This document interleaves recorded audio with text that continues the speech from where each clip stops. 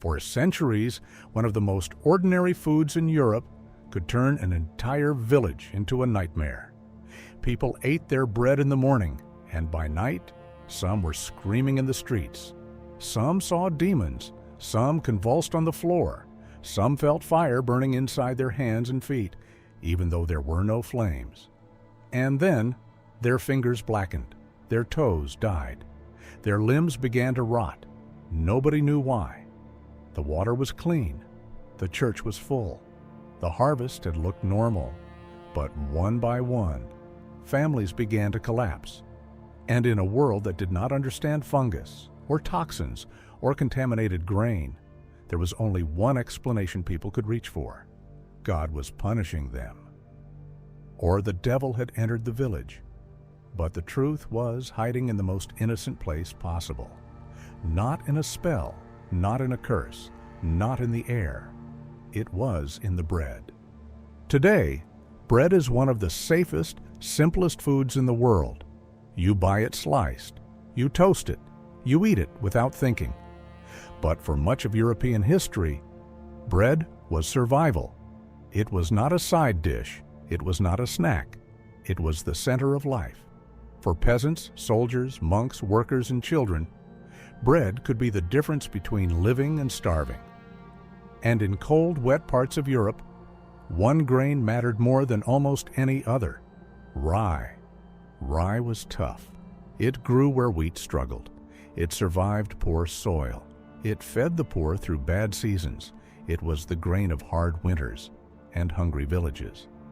But rye had a secret enemy, a dark fungus that could grow inside the grain, replace the healthy seed, and wait to be ground into flour. The fungus was called ergot, and once it entered the bread, the village was already in danger. Ergotism is poisoning caused by the compounds in fungi like Claviceps purpurea, which grew through history on contaminated rye and other grains. And the infected rye did not always look terrifying. That was part of the problem. To someone harvesting in a field, ergot could look like dark, hardened growths among the grain. Blackish purple, horn-shaped, easy to miss, easy to mix in. And once the grain was collected, dried, milled, and baked, the danger could disappear into the loaf. No skull on the crust, no warning smell, no obvious sign that breakfast had become poison. A family could sit at a table, tear open a loaf of dark rye bread, and have no idea that the first bite had already begun the illness. The poison did not kill everyone the same way. That is what made it so confusing. Some people developed the burning disease. Their skin tingled. Their hands and feet felt like they were on fire. Then the blood flow to their limbs failed. Fingers turned dark, toes blackened. In severe cases, entire limbs could dry out, mummify, and separate from the body.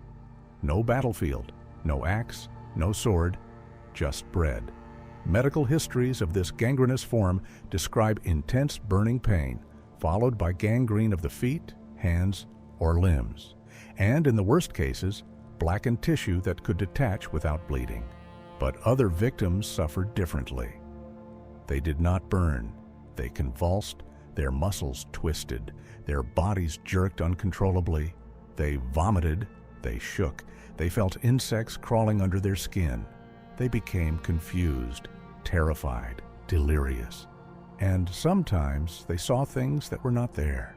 Faces, animals, demons, fire, angels, monsters. Whatever the brain could summon, the poisoned body could make real. Imagine a medieval village at night. No electricity, no hospital, no chemistry, no microscope, just a cluster of wooden homes, a church bell, and a group of people suddenly seeing visions. A woman screams that something is standing in the corner of her room. A child collapses with convulsions. A man says his hands are burning, but there is no flame. Someone else runs into the street, begging invisible creatures to leave him alone. Then another family gets sick.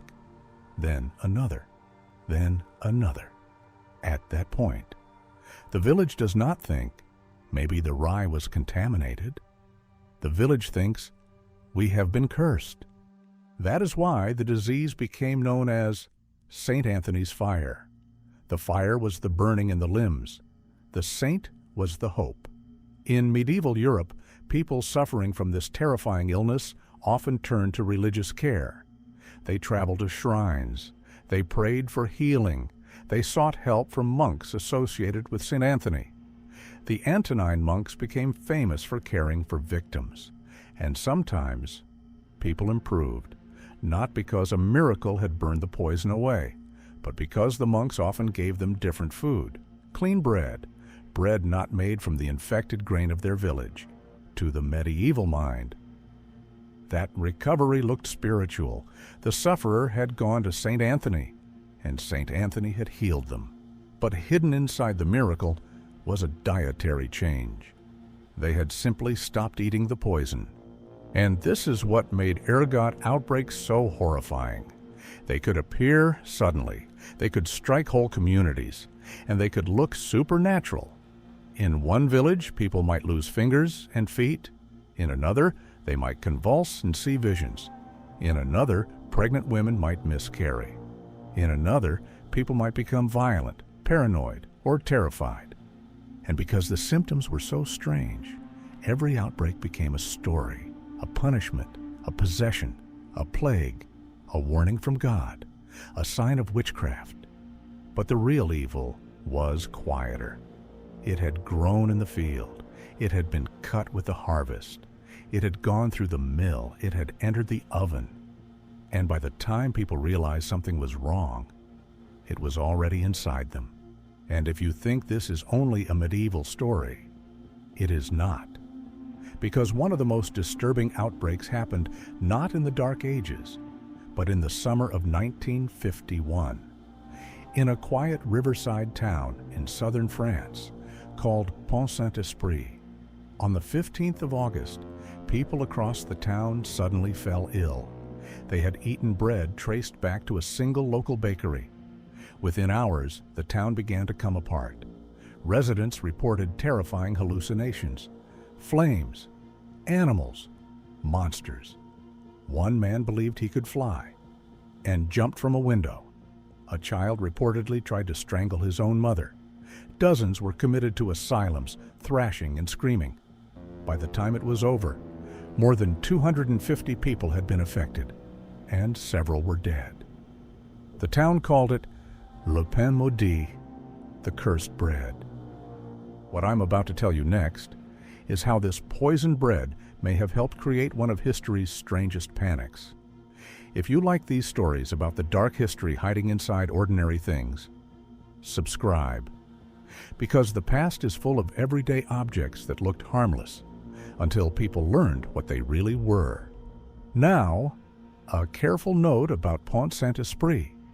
Most experts at the time, and many since, blamed ergot in the bread. The summer had been wet. The conditions were right. A local doctor's report, published soon after, pointed to ergot poisoning. But not everyone agreed. Some later researchers argued the symptoms did not perfectly match ergotism, and other theories were proposed, from a chemical contaminant in the flour to stranger ideas that have never been proven. The truth is, more than 70 years later, no one can say with complete certainty what was in that bread. And that uncertainty is exactly why the story matters, because for most of history, people did not know what ergot was at all. They could describe the suffering, they could name the fire, they could bury the dead, but they could not see the cause. And nothing thrives in that gap between medicine and superstition, like fear. Which brings us to the most famous possible connection of all, Salem. In 1692, the Salem Witch Trials began after young girls in Salem Village showed strange symptoms, fits, convulsions, screams, disturbing visions. The community interpreted the crisis through the lens of witchcraft. She bears the lens of witchcraft. I am no witch! What proof have you? By the end, 19 people had been hanged. One man, Giles Corey, was pressed to death under stones. Others died in jail. Many more were accused and imprisoned. Then, in the 1970s, a researcher named Linda Capriel proposed a theory. What if some of the strange symptoms in Salem were not caused by witchcraft, or fraud, or hysteria alone, but by contaminated rye? Rye was eaten in Salem. Ergot grows well in damp conditions. And convulsive ergotism can include spasms, hallucinations, and disturbed behavior. So maybe, just maybe, some of the afflicted were not bewitched. Maybe they were poisoned. But this is where we have to be honest. The Salem theory is controversial. Many historians reject it. They argue that Salem was driven by fear, religion, local conflict, legal chaos, and social pressure, not simply moldy bread. And they may be right. History is rarely explained by one cause. But the reason the ergot theory refuses to disappear is because it reveals something unsettling. The symptoms of poisoned bread could look exactly like the symptoms a terrified society might call witchcraft, and in the wrong place, at the wrong time, with the wrong people watching, a poisoned body could become evidence of the devil. That is the real power of this story. Ergot didn't just attack the body, it attacked reality. A person with the burning form could feel invisible fire tearing through their limbs. A person with the convulsive form could see things that were not there. A village watching both happen at once could lose its grip on the world. The priest sees sin, the doctor sees mystery, the neighbor sees witchcraft, the victim sees demons, and nobody sees the fungus. That is how ordinary bread becomes terrifying, not because it kills quickly, but because it turns the most basic act of survival, eating, into the doorway to madness. And the worst outbreaks were not just medical disasters, they were social disasters. Think about what happens when bread cannot be trusted. If the loaf is poisoned, then every layer of life becomes suspect. Was it the field? Was it the miller? Was it the baker? Was it God? Was it the devil? Was it a neighbor? In a world without germ theory, without toxicology, without food inspection, the search for a cause could become deadly. Because if people cannot identify the poison, they will identify a person. The fungus infected the rye, but fear infected the village. And yet, for centuries, the answer was sitting in the grain, the strange black growths, the poisoned flour, the bread that came from wet seasons and infected fields. Over time, scientists and physicians began connecting the disease to contaminated rye. By the 19th century, the mystery became clearer. The fire was not divine. The visions were not proof of demons. The rotting limbs were not a curse. They were chemistry. Ergot contains powerful compounds that affect blood vessels and the nervous system. Some constrict blood flow, which helps explain the gangrene. Others disturb the nervous system, which helps explain the convulsions and hallucinations. And here is one of the strangest turns of all. That same dangerous fungus would later help modern medicine. Its compounds contributed to drugs used in childbirth and in treating migraines. And its chemistry became part of the history of the laboratory drug LSD. Now, to be clear, eating ergot poisoned bread was not some medieval version of taking LSD. The mix of compounds was different and far more toxic. It burned and rotted and killed. But the strange truth remains. A poison in the village loaf became a tool in the laboratory. But before science explained it, people had to live through it. And here is the cruelest detail of all. Picture a poor family in a bad winter. The harvest is thin. Some of the rye looks strange. But hunger is stronger than caution. So they grind it, they bake it, they eat it. The child's fingers begin to tingle. The father's feet feel hot. By night, someone is shaking. By morning, a neighbor is screaming about visions. A week later, black patches appear on someone's toes. And every day, because they do not know any better, they keep eating the bread. That is the nightmare, not a monster at the gate, a loaf on the table. Today, modern grain inspection has made ergot poisoning rare in the developed world. We understand fungi, we understand toxins, but that safety is recent. For most of history, people lived much closer to the edge. The distance between food and poison could be one wet season, one infected field, one loaf of bread, and that should change the way we look at the past. Medieval people were not fools because they saw demons. They were trapped in a world where poison could create visions, and nobody had the tools to explain why. If your entire village ate the same bread, then began convulsing, burning, hallucinating, and dying, what would you have believed? That is why the story of ergotism is so powerful, because it shows how fragile reality can be. A fungus grows in rye. The rye becomes flour.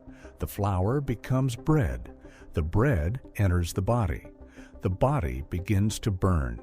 The mind begins to fracture.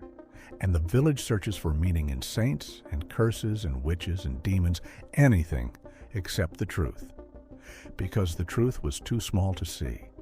A dark spur hidden in the grain. A poison baked into the food people trusted most.